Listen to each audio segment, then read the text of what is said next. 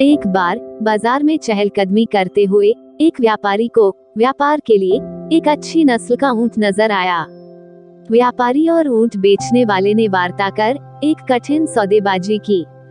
ऊंट विक्रेता ने अपने ऊंट को बहुत अच्छी कीमत में बेचने के लिए अपने कौशल का प्रयोग करके व्यापारी को सौदे के लिए राजी कर लिया। वहीं दूसरी ओर व्यापारी भी अपने नए ऊंट के अच्छे सौदे से खुश था। व्यापारी अपने पशुधन के बेड़े में एक नए सदस्य को शामिल करने के लिए उस ऊंट के साथ गर्व से अपने घर चला गया। घर पहुंचने पर व्यापारी ने अपने नौकर को ऊंट की काठी निकालने में मदद करने के लिए बुलाया। भारी गद्देदार काठी को नौकर के लिए अपने बलबूते पर ठीक करना बहुत मुश्किल हो रहा था। काठी के नीचे नौकर को एक छोटी मखमली थैली मिली, जिसे खोलने पर पता चला कि वो कीमती गहनों से भरी हुई है। नौकर अति उत्साहित होकर बोला, मालिक, आपने तो केवल एक ऊंट खरीदा, लेकिन देखिए इसके साथ क्या मुफ्त आया है। अपने नौकर के हाथों में रखे गहनों को देखकर व्यापारी चकित रह गया। वे गहने असाधारण गुणवत्ता के थे, जो धूप में जगमगा और टिमटिमा रहे थे।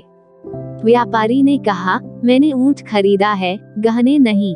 मुझे इन जेवर को ऊंट बेचने वाले को तुरंत लौटा देना चाहिए। नौकर हतप्रभ सा सोच रहा था कि उसका स्वामी सचमुच मूर्ख है।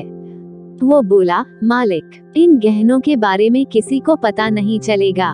फिर भी व्यापारी वापस बाजार में गया और वो मखमली थैली ऊंट बेचने वाले को वापस लौटा दी।